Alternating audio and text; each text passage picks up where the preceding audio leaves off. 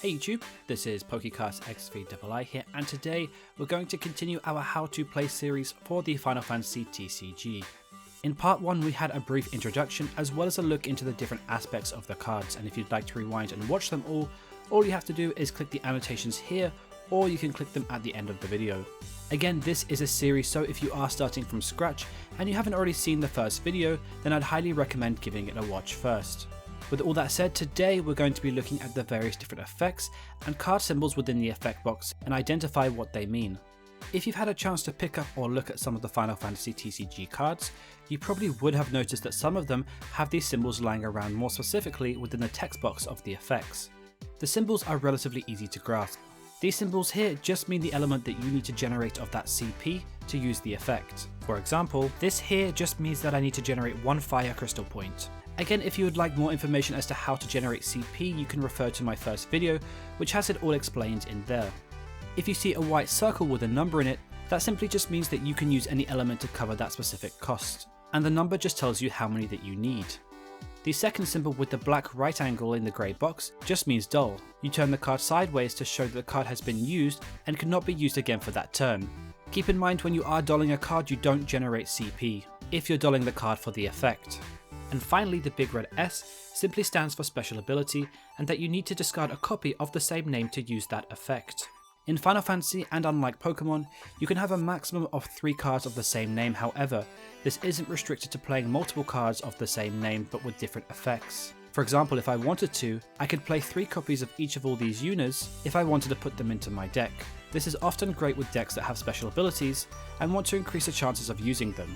An example would be if I have this cloud that has this Omnislash ability. By running a fire cloud, I can increase my chances of being able to use Omnislash, as I can pay the fire cloud as a cost since the 2 cards do have the same name. Let's touch on the various different types of abilities you have within the game. An effect of a card will generally tell you what it does in clear, however, there are 4 different types of effects.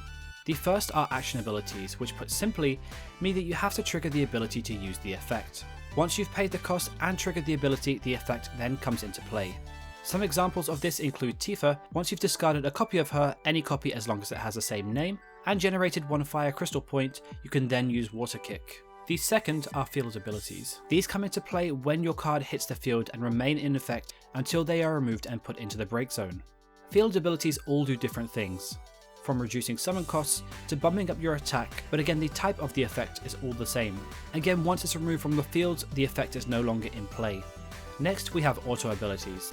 These are quite similar to action abilities in that when the conditions are fulfilled, the effect of the card automatically comes into play. An example of this would be playing Seymour, which only needs to hit the field for its effect to be resolved. In this case, Seymour allows you to choose 1 cost 3 forward or less and break it. However, if there is no target, you simply do not use the effect, but still the card comes into play. Where auto abilities differ from action abilities is that there are no costs to pay like CP, and the effect immediately comes into play when those conditions are met. And finally we have special abilities. These are usually noticeable as they are written in orange writing on the card.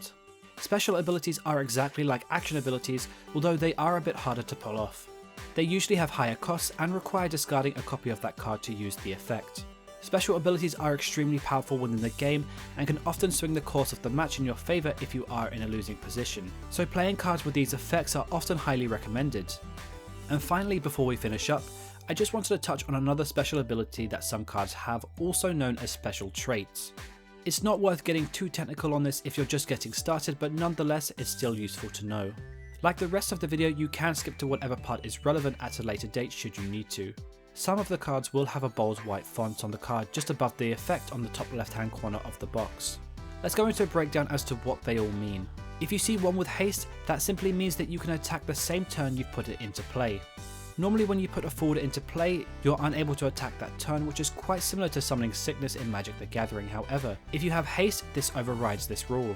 If you see a card with Brave in that spot, this means that forwards who attack don't then dull afterwards. Normally when you attack with the forward, you then have to dull that card, which means that you can't block with it on your opponent's turn. However, with Brave, it remains active. First Strike is probably the most complicated for newer players, but it's relatively simple to understand. With First Strike, you inflict damage first before you receive it. Once the damage has been dealt, you then only receive damage back if the opposing forward is still standing and not been sent to the break zone. However, all effects then go back to normal if both you and your opponent's forwards both have the first strike ability. Moving on, we have the ability Freeze, which are quite common with ice type cards. If a card is frozen, it simply means that it can't activate the following turn. This is especially good if the forward is already in a dull position, as once already in an active position, a forward will then still be able to attack the next turn. And finally Search, which simply allows you to search through your deck for a copy of the corresponding card, reveal it, put it into your hand, and then shuffle your deck afterwards. And so there you pretty much have it. That is the second part all done and concluded for you. Again, this is a series, so I will be releasing a third part. However, if you do enjoy these videos and you would like to see more related content in relation to the Final Fantasy trading card game, all you have to do is click the annotations at the end of this video. You can also like the Facebook page if you would like to keep more updated with the channel, and alternatively, if you do like Pokemon related content as well, you can also check out some videos on the channel there. But again, thank you very much for watching, and I will see you all next time.